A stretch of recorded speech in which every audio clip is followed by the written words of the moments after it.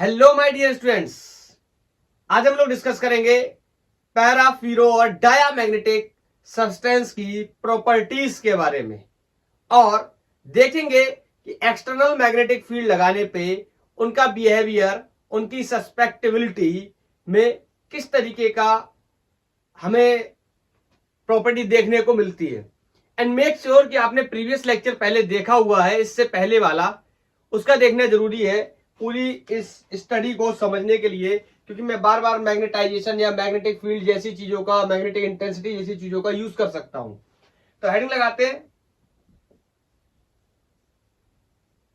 Properties of para, ferro and dia magnetic substance या material.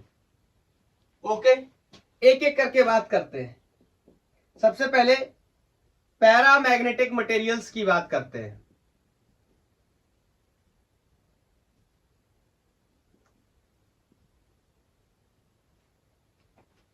मान लो कि एक कोई पैरामैग्नेटिक मटेरियल हमने लिया और उसको एक्सटर्नल मैग्नेटिक फील्ड में रख दिया, फिर देखेंगे क्या होने वाला है। सपोज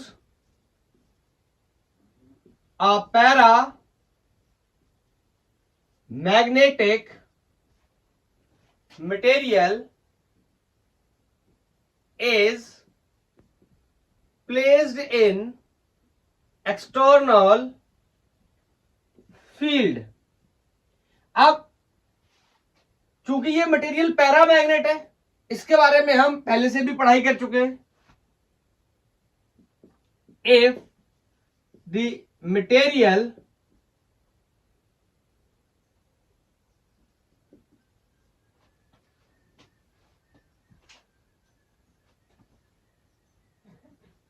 is पैरामैग्नेट, बोलो तो अगर ये मटेरियल पैरामैग्नेट है तो इसका मैग्नेटाइजेशन कैसा होगा?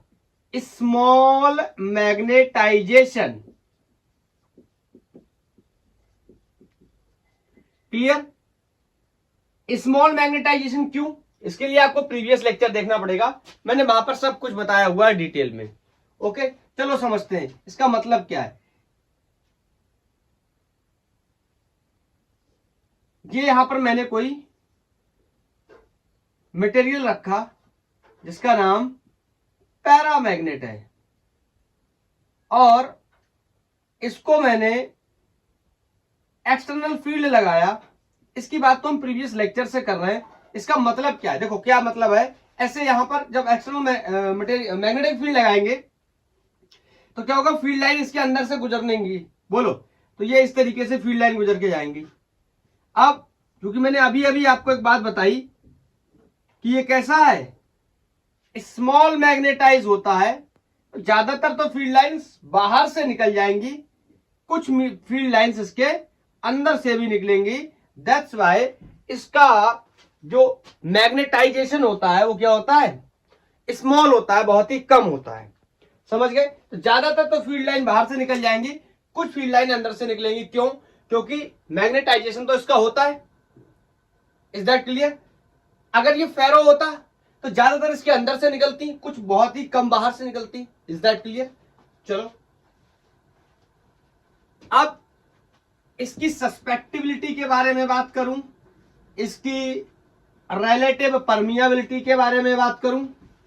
बताओ, प्रीवियस लेक्चर में हम लोगों ने डिस्कस किया था कि इसकी जो सस्पेक्टिबिलिटी है, सस्पेक्टिबिलिटी वो कैसी होती है? पॉजिटिव होती है लेकिन स्मॉल होती है। मैं थोड़ा सा सस्पेक्टिबिलिटी को याद दिला देता हूं क्योंकि मेरे को आगे चल के भी क्यूरीज लॉ भी पढ़ाना है, तो उसके अंदर भी बताना पड़ेगा सस्पेक्टिबिलिटी कैसे आया था। मैग्नेटिक फील्ड इंटेंसिटी या मैग्नेटाइजेशन डायरेक्टली प्रोपोर्शनल होता था मैग्नेटिक इंटेंसिटी के, और जब इस प्रोपोर्शनलिटी को अपन रिप्लेस करते थे तो यहां पर जो कांस्टेंट आता था इसको अपन सस्पेक्टिबिलिटी के नाम से जानते थे। और यह सस्पेक्टिबिलिटी पैरा के लिए पॉजिटिव होता था, स्मॉल होता था, और फेरो के लिए पॉजिटिव होता था और लार्ज होता था, और डाया के लिए ये नेगेटिव होता था और स्मॉल होता था। इसी की वजह से तो इसी से तो हम डिसाइड करते थे कि कौन अट्रैक्ट करेगा और कौन रिपेल करेगा। अब ये बात क्या है, इसके लिए आपको प्रीवियस लेक्चर देखना चाहिए, ठीक है। तो सस्पेक्टिबिलिटी तो स्मॉल हो गई, तो मैं यहां पे आपसे बोलूं रिलेटिव परमिएबिलिटी म्यू आर क्या होता था, 1 प्लस सस्पेक्टिबिलिटी। प्रीवियस लेक्चर में हमने इसको ड्राइव भी किया था। बोलो, अब मैं आपसे बोलूं यहां पर, बताओ ये पॉजिटिव है ऑलवेज पैरा के लिए, और स्मॉल है, ठीक है, भले ही स्मॉल है। तो जब मैं इस नंबर में इसको जोड़ने जाऊंगा तो ये ओवरऑल वैल्यू हमेशा 1 से कुछ ना कुछ बड़ी आएगी, क्योंकि ये वैल्यू कभी भी निगेटिव पॉसिबल है नहीं, किसके लिए, पैरा के लिए। तो ये वैल्यू हमेशा पॉजिटिव, क्या हमेशा पॉजिटिव होगी, तो ये वैल्यू ओवरऑल हमेशा क्या होगी, 1 से स्लाइटली ग्रेटर होगी, ज्यादा ग्रेटर ना हो पाए लेकिन स्लाइटली ग्रेटर होगी। तो मैं इसके रिगार्डिंग एक बात बोल सकता हूं, mu r means relative permeability will be always greater than 1। Is that clear? हाँ, किताबों में इसका ऑर्डर भी दे रखा है, इसके बारे में भी मैं आपको बता देता हूं। एस सी वर्मा सर ने बोला है कि जो इसकी सस्पेक्टिबिलिटी है पॉजिटिव है और छोटी है, तो ये डिपेंड करती है, या इसका ऑर्डर होता है 10 टू दी पावर -3 से लेके 10 टू दी पावर -5, और इसका कोई भी यूनिट नहीं होगा। यहां से आपको पता चल जाएगा ये आई का और एच का सेम यूनिट होता है, इसलिए मैंने यहां पर कोई भी यूनिट मेंशन नहीं किया है। तो ये 10 to the power -3, 10 to the power -5। अभी ये मत बोल देना सर अभी तो आपने बोला ये पॉजिटिव है, ये पावर नेगेटिव है। पावर का नेगेटिव होना is a different thing, value का नेगेटिव होना is a different thing. Power negative होने का मतलब 0.001, इसके लिए 0.4 बार 0 फिर 1।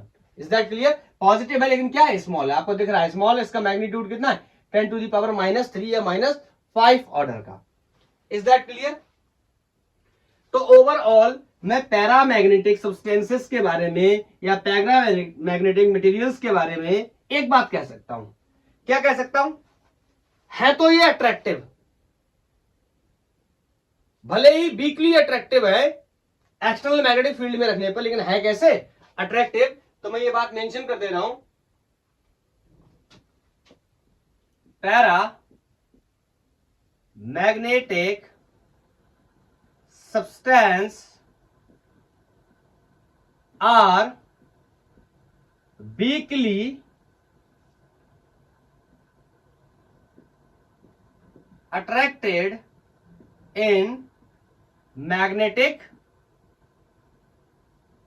field। क्लियर है ना? कुछ मोटी मोटी बातें जो इसकी याद रखने वाली है। देखो, मैं थोड़ा सा आपको यहां पर एक बात और भी बताना चाहता हूं। अगर आप ये सोच रहे हो ना कि सर आपने ये कैसे, ये कहां से आ गया, ये कैसे लिख दिया डायरेक्ट, इस लेक्चर की शुरुआत करने के लिए आपको इस सब के बारे में बताना चाहिए था। मैं इस लेक्चर के बारे में पहले ही बताना चाहता था प्रीवियस लेक्चर में, लेकिन वो लेक्चर ऑलरेडी 1.5 घंटे का हो गया, और फिर मैं अगर इतना बड़ा लेक्चर बना देता तो आपको देखने में तकलीफ होती। तो इसीलिए मैंने इसकी बेसिक जो प्रॉपर्टीज है, ये क्या है, ये क्या है, ये सब इनके बारे में मैंने प्रीवियस लेक्चर में बता दिया। अब स्पेशली मैं पैराडाया और फिरो के बारे में बता दूंगा, और एक मेरा और एक नियम है जिसके बारे में मेरे को बताना है, क्यूरीज टेम्परेचर लॉ के बारे में, क्यूरीज लॉ के बारे में। बस उसके बाद इस लेक्चर को ऑफ कर देंगे, ज्यादा लंबा भी नहीं होने वाला ये लेक्चर। ओके, तो ये हो गया पैरामैग्नेटिक सब्सटेंसेस या पैरामैग्नेटिक मटेरियल्स के बारे में। अब डिस्कस कर लेते हैं फेरोमैग्नेटिक मटेरियल्स के बारे में।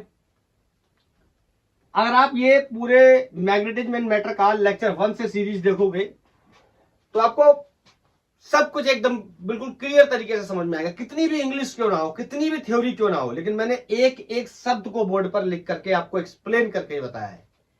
चलो, नेक्स्ट वन इज फेरोमैग्नेटिक।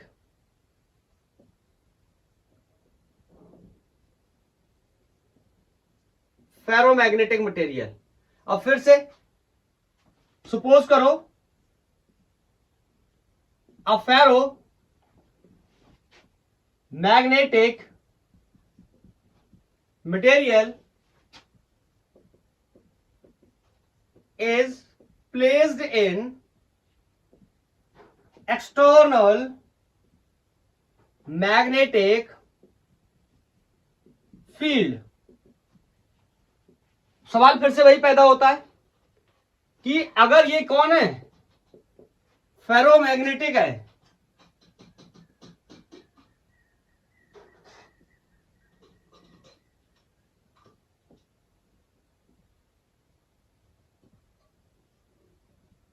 बताओ इनका मैग्नेटाइजेशन क्या होगा, बहुत ही बड़ा होगा। याद आया? फेरोमैग्नेटिक मटेरियल इस तरीके के होते हैं कि अगर एक्सटर्नल फील्ड ना भी लगाया जाए तो उनके अंदर खुद से मैग्नेटिक प्रॉपर्टी बहुत ज्यादा होती है। इस बात को मैंने प्रीवियस लेक्चर में एक्सप्लेन करके भी बताया है कि क्यों होता है ऐसा। एक मैग्नेटिक डाइपोल दूसरे मैग्नेटिक डाइपोल को फोर्स लगाता है और उसको अलाइन कर लेता है in the direction of magnetic field, जिसे एक्सचेंज कपल के नाम से भी जानते हैं। मैंने प्रीवियस लेक्चर में ये भी एक्सप्लेन किया था। Is that clear? तो ये अगर ये फेरोमैग्नेटिक सब्सटेंस है तो बताओ इनका मैग्नेटाइजेशन कैसा होता है, लार्ज, लार्ज मैग्नेटाइजेशन। मैग्नेटाइजेशन का मतलब तो समझ में आ रहा है ना कि मैग्नेटाइजेशन क्या है। मैग्नेटाइजेशन का मतलब है किसी भी सब्सटेंस को हम एक्सटर्नल मैग्नेटिक फील्ड में रखेंगे, उसके बाद वो क्या बन जाएगा, मैग्नेट बन जाएगा। अगर मैग्नेट है तो ऑलरेडी उसकी मैग्नेटिक स्ट्रेंथ क्या हो जाएगी, बढ़ जाएगी। ओके, चलो समझते हैं इस बात को इस डायग्राम से। जैसे अभी उसके केस में एक डायग्राम बनाया था, इसके केस में भी बनाते हैं। क्या होगा, जो भी फील्ड लाइंस होंगी, देखो यहां की फील्ड लाइंस को भी इस तरीके से ये खींच लेगा अपने अंदर। यहां पर प्रीवियस केस में आपने देखा था ऐसे होके जा रही थी, लेकिन ना, क्योंकि ये क्या है, स्ट्रॉन्ग मैग्नेटिक सब्सटेंस है। ठीक है, ये लाइंस आप थोड़ा सा इस तरीके से बनाना, एक दूसरे को कट ना करें। ज्यादातर फील्ड लाइंस को या मैक्सिमम फील्ड लाइंस को ये अपने क्या करेगा, अंदर खींच लेगा। क्यों? क्योंकि ये फेरोमैग्नेटिक सब्सटेंस है। फेरोमैग्नेटिक मटेरियल्स की ये खास बात होती है कि उनका मैग्नेटाइजेशन बहुत ज्यादा होता है। They are extremely magnet. इनसे बड़ा मैग्नेट कोई पॉसिबल नहीं है in case of magnetic materials. समझ गए आप? ओके, चलो इनकी सस्पेक्टिबिलिटी और इनकी परमिएबिलिटी के बारे में भी बात कर लेते हैं। रिलेटिव परमिएबिलिटी के बारे में मैं यहां पर साइड में बताता हूं। बताओ, अभी अभी डिस्कस किया था मैंने कि इसकी परमिएबिलिटी कैसी होगी, पॉजिटिव। क्यों? क्योंकि ये क्या कर रहा है, मैग्नेटिक फील्ड को अट्रैक्ट कर रहा है। तो जो भी मैग्नेटिक फील्ड को अट्रैक्ट करेंगे उनकी परमिएबिलिटी कैसी होगी, सॉरी उनकी सस्पेक्टिबिलिटी कैसी होगी, पॉजिटिव होगी। पीछे पैरा के केस में भी ये था एंड अभी फेरो के केस में भी यही है। डिफरेंस दोनों में क्या है, वो एक छोटू मैग्नेट था, ये एक बड़ू मैग्नेट है। Is that clear? इसकी सस्पेक्टिबिलिटी कैसी होगी, पॉजिटिव होगी और लार्ज होगी। और इसके बाद मैंने आपको एक बात बताई थी रिलेटिव परमिएबिलिटी की। मैंने कहा था this is going to be 1 plus susceptibility. तो बताओ, ये सस्पेक्टिबिलिटी बहुत ही बड़ी है, बोलो पॉजिटिव है और ये सस्पेक्टिबिलिटी बहुत बड़ी है, तो ये नंबर तो बहुत बड़ा आने वाला है। अब मैं ऐसा बोलूं, ध्यान से सुनना, पिछले केस में मैंने बोल दिया था कि ये बहुत ही छोटा नंबर है तो इसमें जुड़ेगा तो ये greater than, slightly greater than बनाएगा। इस केस में ऐसा बोलना अच्छा नहीं है। क्यों? क्योंकि ये वैल्यू बहुत बड़ी होती है, ये इतनी बड़ी होती है। Mu r will be in order of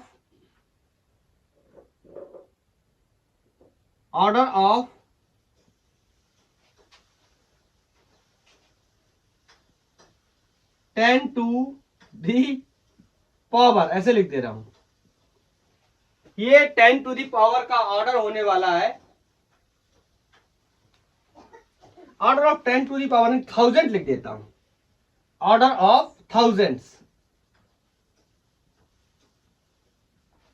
ठीक है, 1000 के ऑर्डर में होगा। क्लियर है? समझ गए? इसकी वैल्यू हजारों के ऑर्डर में होगी फेरोमैग्नेटिक मटेरियल्स के लिए। तो बताओ, एट द एंड मैंने पैरामैग्नेटिक मटेरियल्स के बारे में लिखा था कि ये कैसे है, अट्रैक्टिव है, लेकिन कैसे है, वीकली अट्रैक्टिव है। इनके बारे में क्या लिख सकता हूं मैं, दे आर स्मॉल वीकली है, बोलो स्ट्रांगली, अरे स्ट्रांगली अट्रैक्टिव बोलेंगे इनके बारे में हम, बोलो। तो यहां लिख दे रहा हूं, ferromagnetic material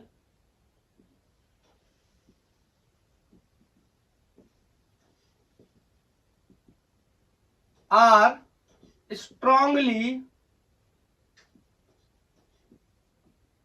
attracted in magnetic field. Is that clear? बोलो, पैरा मैग्नेटिक मटेरियल भी कैसे थे, अट्रैक्टिव थे लेकिन वीकली थे। फेरोमैग्नेटिक कैसे है, भी अट्रैक्टिव है लेकिन स्ट्रांग है। अंतर भी समझ सकते हो, क्यों? इसकी जो सस्पेक्टिबिलिटी है पॉजिटिव और बहुत बड़ी होती है, पैरा की पॉजिटिव होती है, छोटी होती है। इस वजह से इसकी रिलेटिव परमिएबिलिटी बहुत ज्यादा हो जाती है, जिस वजह से ये बहुत ज्यादा अट्रैक्टिव हो जाता है। पैरा की relative permeability slightly greater than 1 हो पाती है, इस वजह से वीकली ही अट्रैक्टेड हो पाते हैं। Is that clear? चलो, समझ गए? इसमें लास्ट टाइप का सब्सटेंस जो है वो डायामैग्नेटिक मटेरियल है, उसके बारे में भी बात कर लेते हैं। जैसे कि प्रीवियस केस में या प्रीवियस लेक्चर में हम लोगों ने ये पढ़ाई कर रखी है कि डायामैग्नेटिक मटेरियल्स, बोलो, डायामैग्नेटिक मटेरियल्स की सस्पेक्टिबिलिटी कैसी होती है, नेगेटिव होती है। क्यों नेगेटिव होती है? क्योंकि जब ये मैग्नेटिक फील्ड में रखे जाते हैं तो ये क्या करते हैं, अट्रैक्ट होने के बजाय रिपल करने लगते हैं। डायामैग्नेटिक मटेरियल्स, अब लिख लेना ये बात। Suppose diamagnetic materials are placed in external magnetic field and susceptibility will be small. और कैसी स्मॉल, सॉरी, मैग्नेटाइजेशन कैसा होगा, मैग्नेटाइजेशन कैसा होगा, इसका मैग्नेटाइजेशन तो उल्टी डायरेक्शन में हो जाएगा, बोलो। तो अब मुद्दे की बात पे आता हूं। इसकी सस्पेक्टिबिलिटी है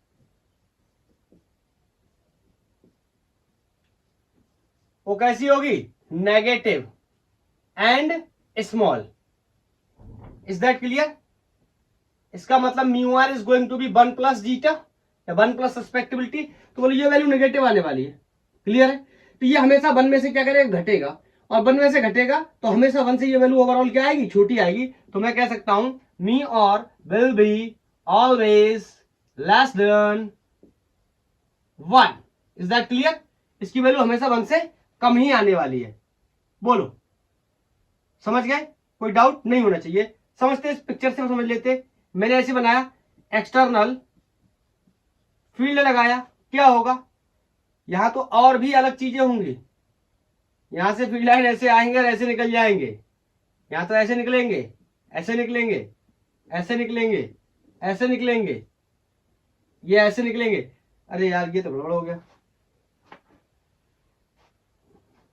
जब फील्ड की बारी आएगी यहां पर तो ये इस तरीके से घूम के निकल जाएगा। क्यों? क्योंकि ये अट्रैक्टेड नहीं होते। ये कैसे होते, ये कैसे होते, ये रिपल कर रहे हैं फील्ड लाइन को। Is that clear? कौन है ये, dia magnetic material. Is that clear? ये एक्सटर्नल फील्ड में जब मैंने रखे, बताओ ये क्या कर रहा है, ये अट्रैक्ट कर रहा है ना, ये तो उल्टा कर रहा है, ये तो रिपेल कर रहा है अट्रैक्ट करने के बाद, अटैक करने के बजाय, बोलो। तो मैं बोल सकता हूं dia magnetic material are weakly रेपेल्ड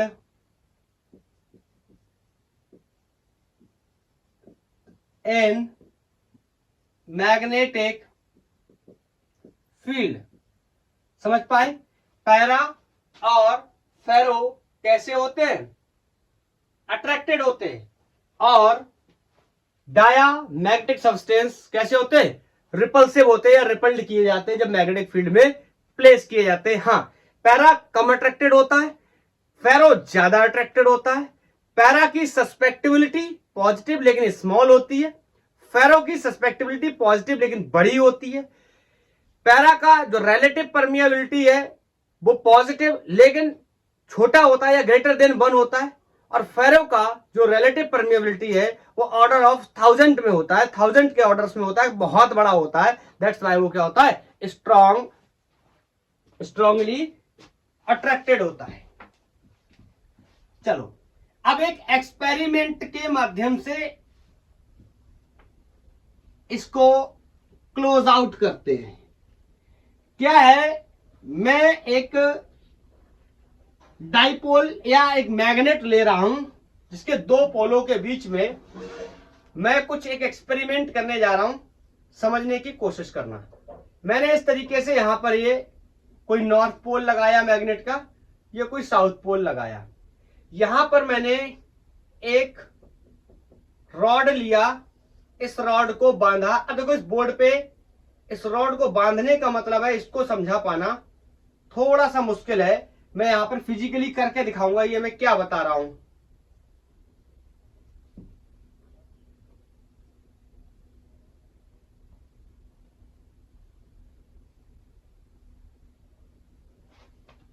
आप ऐसे समझ सकते हो कि ये rod just like this marker, मैंने ये नॉर्थ पोल और साउथ पोल के बीच में इस तरीके, अब यहां पर मैं इस तरीके से टांगा है, मैंने इसको यहां से बांधा है इस तरीके से धागे से, समझ रहे हो ना, और यहां से मैंने ऐसे लटकाया हुआ है इसको। अब ये इसके ऊपर डिपेंड करेगा कि ये ऐसे रहना चाहता है, ऐसे रहना चाहता है, ठीक है, या ऐसे रहना चाहता है, कैसे रहना चाहता है, ये डिपेंड करेगा इसके ऊपर। तो मैं आपको बताता हूं इसके बारे में। If rod is made bye diamagnetic material, बताओ अगर रॉड डायामैग्नेटिक मटेरियल की बनी है तो इतना तो तुम्हें भी पता है कि ये कहां रखा है, एक्सटर्नल मैग्नेटिक फील्ड में रखा है, नॉर्थ पोल और साउथ पोल। तो ये डायरेक्शन होगा कुछ इस तरीके से, बोलो मैग्नेटिक फील्ड का डायरेक्शन होगा, नॉर्थ पोल से निकलती है फील्ड लाइन और साउथ में जाती है। तो ये इस तरीके से जब फील्ड लाइन रखी तो ये कुछ इस तरीके से था, मैंने इसको इसे सस्पेंड किया था। तो जब ये इसमें जाएगा मैग्नेटिक फील्ड में तो बोले ये कैसा हो जाएगा, ऐसे परपेंडिकुलर। पूछो क्यों, क्योंकि डायामैग्नेटिक मटेरियल्स की खास बात होती है जब भी मैग्नेटिक फील्ड में रखे जाते हैं रेपेल किए जाते हैं। Is that clear? अगर अट्रैक्ट करते हैं तो कहानी कुछ अलग होती है, लेकिन अगर ये रिपल किए जा रहे हैं तो ये रॉड ऐसे हॉरिजॉन्टल ना रुक करके, मैंने जो बांधा था ऐसे लटकाया था, ऐसे हॉरिजॉन्टल ना रुक के कुछ इस तरीके से परपेंडिकुलर हो जाएगा। Is that clear? क्या आप मेरी बात को समझ पा रहे हैं? तो मैं कह सकता हूं rod will be perpendicular to field, लिख दे रहा हूं, क्या मैग्नेटिक फील्ड लिखता फिर बोलो, ठीक है। लेकिन कंडीशन याद रखना पूरी कि रॉड किसका बना होना चाहिए, डायामैग्नेटिक मटेरियल्स का बना होना चाहिए, तभी ऐसा होगा। चलो इसी को एक दूसरे तरीके से समझते हैं, और मैंने यहां पर फिर से इस सेटअप को लगाया और मैंने यहां से फिर से एक रॉड को बांधा, और फिर से चलो मैं बाद में दिखाऊंगा, यहां पर डायरेक्ट रिजल्ट दिखाना पड़ेगा। मैंने इसको फिर से ऐसे बांधा और फिर से मैंने इसको ऐसे लटकाया। लेकिन खास बात क्या है, इस बार rod is made by paramagnetic या फिर फेरो मैग्नेटिक, इन दोनों को एक साथ क्यों, क्योंकि दोनों ही अट्रैक्टेड होते हैं फील्ड में रखने पे। हाँ वो अलग बात है, कोई कम या कोई ज्यादा। Is that clear? पैरा या फेरोमैग्नेटिक मटेरियल के बने हुए हैं, तो बोलो जैसे ही मैं इस रॉड को इन दो पोल्स के बीच में लटकाऊंगा तो ये क्या हो जाएगी, ये रॉड बोलो परपेंडिकुलर होगी कि पैरेलल? मेरे हिसाब से तो पैरेलल हो जाएगी। पूछो क्यों? क्योंकि मैग्नेटिक फील्ड में जैसे ही मैं रखूंगा ये इसको क्या करेगा, ये रॉड इसको क्या करेगा, ये रॉड सॉरी ये मैग्नेटिक पोल से मैग्नेटिक फील्ड इसको क्या करेगी, अट्रैक्ट करेगी। और अट्रैक्ट करके इसको अलाइन कर देगी in the direction of magnetic field. और मैग्नेटिक फील्ड की वॉल्यूम डायरेक्शन क्या, ये है ना, नॉर्थ से साउथ। बोलो, हल्का हल्का बना दे रहा हूं, नहीं तो डायग्राम गंदा लगने लगेगा। बोलो, ये होगी direction of magnetic field, always from north to south. बोलो, तो इसमें मैंने जब इसको लटकाया तो ये कुछ इस तरह रॉड को ऐसे पेंट कर दे रहा हूं, क्लियर है ना। तो बोलो, यहां पर मैंने बोला rod will be perpendicular to the field, यहां पर क्या हो जाएगा, rod will be parallel to magnetic field. क्या आप मेरी बात को समझ पाए अच्छे से। यहां पर क्या हो गया था, परपेंडिकुलर। मैं यहां पर इसको बाहर बनाकर भी बता देता हूं। यह रॉड कुछ इस तरीके से, ठीक है, यहां ऊपर से टाइट है ये, ठीक है, परपेंडिकुलर हो गया था। क्यों, क्योंकि यहां पर फील्ड लाइन डायामैग्नेटिक सब्सटेंसेस को रेपेल करते हैं, इस वजह से ये परपेंडिकुलर हो गया।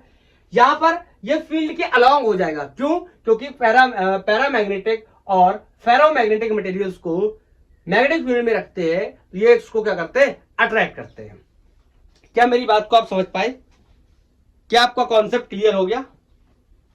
बोलो, this is all about paramagnetic and diamagnetic and ferromagnetic substances. बोलो, एक दो बातें छोटी छोटी और बता देते हैं, उसके बाद इसको हम बंद कर देते हैं।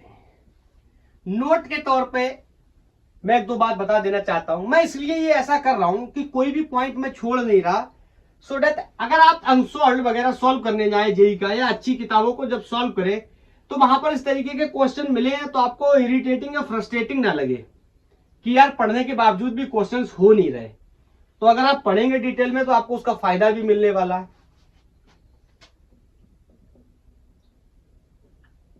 नोट में लिख लेंगे, पैरा मैग्नेटिज्म कॉमा पैरामैग्नेटिज्म या diamagnetism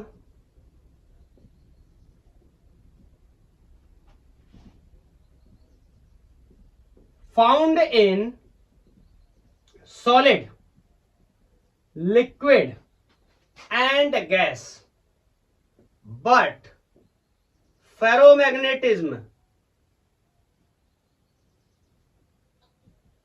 generally found in solids। क्या आप मेरी बात को समझ पाए। आमतौर पर जो फेरोमैग्नेटिज्म है वो सॉलिड्स के अंदर ही दिखाई देती है, लेकिन पैरामैग्नेटिज्म या पैरामैग्नेट और डायामैग्नेट सॉलिड, लिक्विड, गैस भी हो सकते हैं। इस बात को मैं आपको बहुत ही एक रिलायबल एग्जांपल के साथ समझाता हूं, आपका एकदम दिमाग खुल जाएगा। क्लास 11th या 12th, 11th में आई थिंक आप केमिस्ट्री में भी पढ़ते हैं, इनऑर्गेनिक केमिस्ट्री के अंदर paramagnetic material and diamagnetic material on the behalf of spinning of electrons. आप वहां पर इस तरीके से, याद आया, इस तरीके से इलेक्ट्रॉन की फिलिंग करते हैं। बोलो, याद आया। तो वहां पर आप इस फिलिंग के बाद आप डिसाइड करते हैं कि कौन पैरामैग्नेटिक होगा और कौन डायामैग्नेटिक होगा। जैसे ऑक्सीजन, नाइट्रोजन, इस तरीके से आपको दे रखी होंगी, गैसेस है ये तो इसीलिए मैंने बोला ना पैरामैग्नेटिज्म और डायामैग्नेटिज्म किसमें होती है, सॉलिड, लिक्विड, गैस किसी में हो सकती है। तभी हम केमिस्ट्री में इसकी पढ़ाई भी करते हैं कि कौन पैरामैग्नेट है और कौन डायामैग्नेटिक है। वहां पर हम मैग्नेटिक मोमेंट के बारे में भी पढ़ते हैं। Is that clear. लेकिन वहां पर हम ये नहीं पढ़ते कि कौन फेरोमैग्नेट है, क्योंकि फेरोमैग्नेटिज्म नॉट ऑलवेज मैंने क्या लिखा है, generally found in solids. Is that clear. बोलो, एक बात मैं आपको और बताना चाहता हूं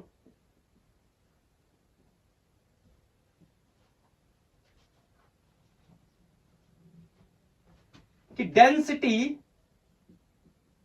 of field lines inside the magnetic material, ये तो बहुत ही आसान है। बोलो, सब जब मैग्नेटिक सब्सटेंसेस को मैंने एक्सटर्नल मैग्नेटिक फील्ड में रखा था तो सबसे ज्यादा मैग्नेटिक फील्ड लाइन किसके अंदर से पास करके गई थी? Of course ferromagnetic substance. Okay, उससे कम para magnetic substance. Is that clear? और सबसे कम डायामैग्नेटिक सब्सटेंस। इनफैक्ट ये तो अट्रैक्टिव भी नहीं है, ये तो रिपल्सिव है। क्लियर? तो ये मैंने कुछ बातें आपको बताई। आप लेक्चर, इसके प्रीवियस लेक्चर से लेके और अब तक की कहानी को पढ़ेंगे, आपको सारे पॉइंट्स मिल जाएंगे। आप वैरायटी ऑफ बुक्स में जाएंगे, क्वेश्चंस की प्रैक्टिस करेंगे, या नीट या जेईई का पेपर देंगे तो वहां पर भी आपको बहुत सारे प्रॉब्लम्स मिलेंगे इससे रिलेटेड। Is that clear? मुझे जितना लगता था इंपॉर्टेंट हो सकता है हर वो पॉइंट, मैंने उसकी चर्चा यहां पर कर ली है प्रीवियस लेक्चर से लेके अब तक। एक एक शब्द को डिस्कस किया हमने, सम इंपॉर्टेंट वर्ड्स जो हम पढ़ते हैं, जैसे मैग्नेटाइजेशन है, या उसी का दूसरा नाम magnetic field, sorry intensity of magnetization है, या मैग्नेटाइजेशन वेक्टर है। इन सारी चीजों की हमने बात करी। उसके बाद इंटेंसिटी ऑफ मैग्नेटाइजेशन क्या होता है, सस्पेक्टिबिलिटी क्या होती है, परमिएबिलिटी क्या होती है, रिलेटिव परमिएबिलिटी क्या होती है, कौन कौन से मटेरियल्स पे हम किस तरीके से यूज कर सकते हैं, सारी बात हम लोगों ने यहां पर की। चलो अब चलते चलते मैं यहां पर एक बात आपको और बताना चाहता हूं। इस टॉपिक को भी मैं सस्पेक्टिबिलिटी के बाद बताना चाहता था, लेकिन वहां पर मेरे को स्पेस नहीं मिल पाया, जगह नहीं मिल पाई बताने की, क्योंकि लेक्चर लंबा हो गया। तो मैं यहां पर एक लॉ, एक रूल आपको बताने जा रहा हूं, जो कि मैडम क्यूरी ने दिया था, और इस मैग्नेटिज्म से रिलेटेड ही कुछ बात उन्होंने बताई थी। मैं आपको तब तक बोर्ड साफ करते करते कुछ बातें याद दिलाता हूं। मैंने आपको एक बात बताई थी, मैग्नेटाइजेशन। जब भी अपन किसी मैग्नेटिक मटेरियल को मैग्नेटिक फील्ड में रखते हैं तो वो क्या होने लगता है? मैग्नेट बनने लगता है, और इस प्रोसेस को अपन मैग्नेटाइजेशन के नाम से जानते हैं। मींस उसके डाइपोल्स जो है वो अलाइन होने लगते हैं in the direction of external magnetic field. लेकिन मैंने वहां पर एक बात आपको बताई थी कि एक फैक्टर और भी रोल प्ले करता है, दैट इज कॉल्ड टेम्परेचर।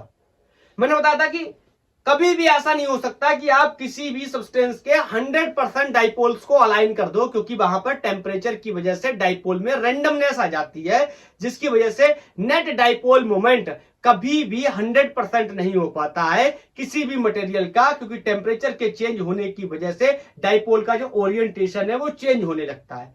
तो मैडम क्यूरी ने बताया कि डाइपोल के ओरिएंटेशन, इट मींस मैग्नेटाइजेशन को हम कैसे रिलेट कर सकते हैं टेम्परेचर के साथ। और पैरा और फेरो दोनों टाइप के मैग्नेटिक मटेरियल्स के लिए उन्होंने बताया।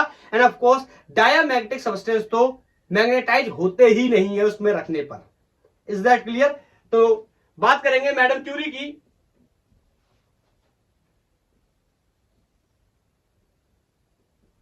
हेडिंग लगा लेंगे curies law.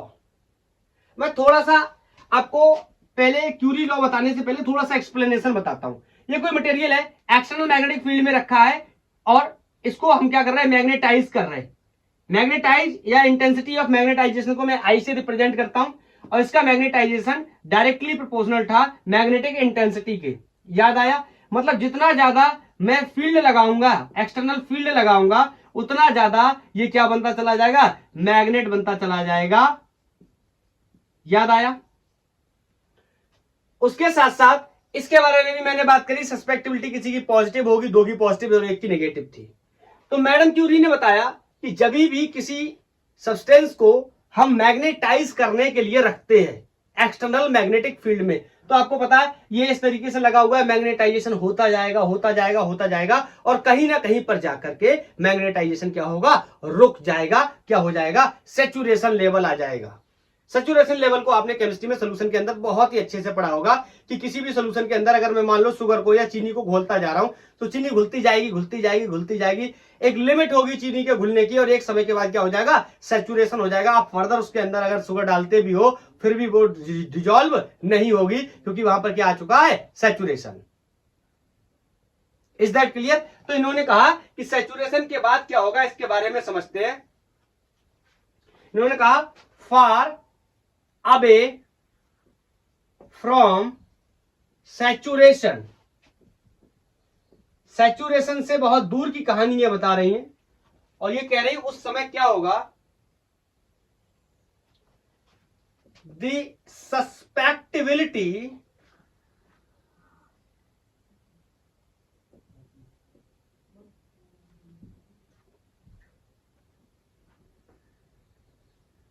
of paramagnetic material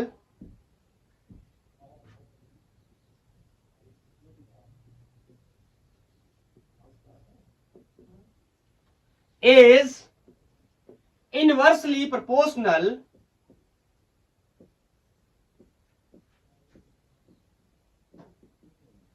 to absolute temperature.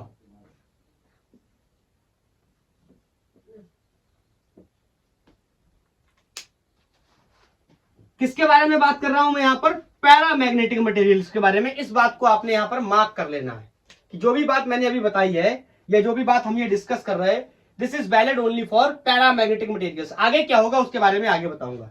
तो मैं यहां पर बोल सकता हूं कि जो सस्पेक्टिबिलिटी अभी अभी मैंने देखी थी ना, कि सस्पेक्टिबिलिटी किस टेम्परेचर से किस तरह रिलेटेड है, ये मैडम क्यूरी ने बताया कि सस्पेक्टिबिलिटी किसी भी सब्सटेंस की या specially in case of paramagnetic substance ये inversely proportional to the temperature होता है। ये बात तो हमको कहीं ना कहीं आइडिया पहले से था, क्योंकि टेम्परेचर के चेंज होने पे या फिर अच्छे से बोले टेम्परेचर के बढ़ने की वजह से किसी भी मैग्नेटिक मटेरियल की मैग्नेटिक इंटेंसिटी क्या होती थी, कम होती थी, कम होती चली जाती थी। इसका मतलब वहां पर IH को क्लियरली फॉलो नहीं कर पा रहा था due to the temperature. Temperature की बढ़ने की वजह से मैग्नेटाइजेशन कम हो रहा था, मैग्नेटिक इंटेंसिटी कम हो रही थी। इस वजह से वो मैग्नेटिक मटेरियल उतना एज स्ट्रॉन्ग नहीं बन पा रहा था जितना हम देखने की कोशिश कर रहे थे। Is that clear? तो वहां पर एक फैक्टर हमको समझ में आया कि टेम्परेचर की वजह से क्या हो रहा है, मैडम क्यूरी ने बताया। अब यहां पर मैं हटाऊंगा प्रोपोर्शनलिटी, तो आने वाला है constant C upon T, and of course C is called Curie's constant. Is that clear? ये क्यूरीज कांस्टेंट है and T is the absolute temperature. Is that clear? And susceptibility, यहां से हम किसी भी पैरामैग्नेटिक मटेरियल की susceptibility को क्या कर सकते हैं, पढ़ाई कर सकते हैं, कैलकुलेट कर सकते हैं। ओके, एक बात इन्होंने और भी बताई और ये बात बहुत ही इंटरेस्टिंग है, बहुत सारे लोगों ने ये बात सुनी भी होगी। आपने ऐसा सुना होगा जब जब फेरोमैग्नेटिक मटेरियल्स को अपन क्या करते हैं, हीट अप करते हैं, तो इन्होंने कहा कि एक लिमिटेड टेम्परेचर के बाद या एक स्पेसिफिक टेम्परेचर के बाद पैरामैग्नेटिक मटेरियल में कन्वर्ट हो जाते हैं। कौन? Ferromagnetic material. मैं बताता हूं इस बात को, यहां पर ये तो नोट कर ही लिया होगा, यहां पर समझते हैं। ऐसे बताते हैं, when ferromagnetic material is heated, गर्म कर दिए गए हैं, फिर क्या होगा, it becomes paramagnetic material at a temperature. किसी पर्टिकुलर टेम्परेचर पर ऐसा होता होगा, at a certain temperature, at a certain temperature, और इस टेम्परेचर को हम क्यूरीज टेम्परेचर या क्यूरीज पॉइंट के नाम से भी जानते हैं। And this temperature is called Curie's point, या इसी को हम क्यूरीज टेम्परेचर के नाम से भी जानते हैं। ओके, तो हम बोल सकते हैं आफ्टर दिस कैसी हो जाएगी, सस्पेक्टिबिलिटी, समझने की कोशिश करना, this will be C dash upon T minus TC, ये हो जाएगी susceptibility in case of ferromagnetic materials.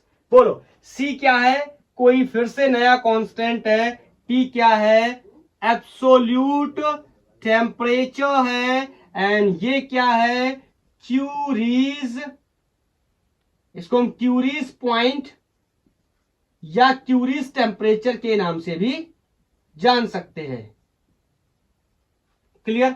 अब देखो ध्यान से समझना, ये तो उन्होंने बताया, इसके बारे में अगर मैं थोड़ा सा आपको एनालिसिस करके समझाने की कोशिश करूं तो क्या होगा। अब बताओ, कोई भी मटेरियल है, कोई भी material, not even the ferromagnetic material, कोई भी मटेरियल है, जब उसको क्या किया जाएगा, हीट किया जाएगा। हीट करने का मतलब है उसका टेम्परेचर बढ़ाया जाएगा। अब आपको पता है, जब उसका टेम्परेचर बढ़ाया जाएगा, उसके अंदर जो डाइपोल्स पड़े होंगे, उन डाइपोल्स के अंदर रैंडमनेस आएगी, मतलब उनका ओरिएंटेशन चेंज होने लगेगा। और ओरिएंटेशन चेंज होने का जो मतलब है, जो अलाइनमेंट था डाइपोल्स का in the direction of magnetic field, वो कहीं ना कहीं क्या होने लगेगा, चेंज होने लगेगा। उसकी वजह से जो मैग्नेटिक नेट मैग्नेटिक मूवमेंट है उसमें क्या पड़ेगा, फर्क पड़ेगा, और नेट मैग्नेटाइजेशन में भी फर्क पड़ने वाला है। और इन केस ऑफ फेरोमैग्नेटिक मटेरियल, जब भी मैं उसको गर्म करूंगा, उसका डाइपोल के रैंडमनेस होने की वजह से, ओरिएंटेशन चेंज होने की वजह से, उसका जो मटेरियल का जो नेचर है या जो मैग्नेटिज्म है वो कम होने लगेगा। इवन हीट अप करते करते करते करते मैं एक पॉइंट पे ऐसा ले आऊंगा उसको, मतलब मैं गर्म करते ही जा रहा हूं उसके डाइपोल, अब ऐसे समझो आप, डाइपोल मर रहा है, ऐसे समझो, गर्म कर रहा हूं डाइपोल मर रहा है, गर्म कर रहा हूं डाइपोल मर रहा है, गर्म कर रहा हूं डाइपोल मर रहा है। मरते मरते डाइपोल इतने कम हो गए कि जो एक बहुत ही स्ट्रॉन्ग मैग्नेट माना जाता था, जिसे हम फेरोमैग्नेटिक मटेरियल्स के नाम से जानते थे, वो अब कन्वर्ट हो गया है किसमें, एक वीक मैग्नेट में। और उस वीक मैग्नेट को अपन किस नाम से जानते हैं, पैरामैग्नेटिक मटेरियल के नाम से जानते हैं। ये वीक क्यों है, इसके बारे में बहुत सारी बातें हमें पता है, क्योंकि इसकी सस्पेक्टिबिलिटी पॉजिटिव और कम होती है, इसकी सस्पेक्टिबिलिटी पॉजिटिव और बहुत ज्यादा होती है, इसकी relative permeability slightly greater than 1 होती है, इसकी परमेबिलिटी थाउजेंड्स के ऑर्डर में होती है, रिलेटिव परमेबिलिटी थाउजेंड्स के ऑर्डर में होती है। Is that clear? तो ये मैडम क्यूरी ने बताया कि किसी भी सब्सटेंस पे, मैग्नेटिक सब्सटेंस पे क्या इफेक्ट होता है, टेम्परेचर का। उन्होंने यहां पैरामैग्नेटिक मटेरियल्स के बारे में बताया कि पैरामैग्नेटिक मटेरियल्स में क्या होता है, किस तरीके से सस्पेक्टिबिलिटी इस डिपेंड करती है एब्सोल्यूट टेम्परेचर पे। Is that clear? और उन्होंने स्पेशली बताया किसके बारे में, फेरोमैग्नेटिक मटेरियल्स के बारे में, कि कैसे ये पैरामैग्नेटिक मटेरियल बन जाते हैं किसी पर्टिकुलर टॉप पॉइंट पे। अच्छा, एक बात मैं आपको और बताना चाहता हूं, एक एग्जांपल के माध्यम से। आप बुक्स में देखेंगे तो आपको बहुत सारे एग्जांपल्स मिल जाएंगे क्यूरीज टेम्परेचर के या क्यूरीज पॉइंट के, अलग अलग टाइप के फेरोमैग्नेटिक मटेरियल्स के लिए। तो इसका मैं यहां पर एक एग्जांपल आपको यहां पर बता दे रहा हूं। चलो,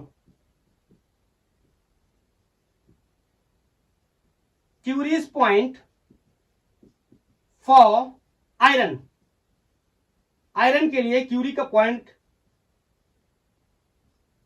1043 केल्विन पे होता है। मतलब अगर मैं आयरन को इतना हीट अप कर दूं तो ये आयरन पैरामैग्नेटिक सब्सटेंस में कन्वर्ट हो जाएगा, किससे, फेरोमैग्नेटिक सब्सटेंस से। Is that clear? इस बात को मैंने आपको ऐसे बताया कि कोई भी आयरन है, आप उसको लेंगे और आयरन को आप हीट अप करेंगे 1043 केल्विन तक, तो ये ऑटोमेटिक कन्वर्ट हो जाएगा किसमें, पैरामैग्नेटिक मटेरियल है इस पॉइंट पे, and this point is called curies temperature या क्यूरीज पॉइंट। ऐसे बहुत सारे मटेरियल्स आपको मिल जाएंगे और उनके लिमिट्स भी आपको मिल जाएंगे बुक्स के अंदर। Is that clear? तो आज के लिए इतना ही। थैंक यू, धन्यवाद। पढ़ाई करते रहिए। नेक्स्ट लेक्चर में हम लोग बात करेंगे वेरी इंपॉर्टेंट हिस्टैरिसीस के बारे में। ओके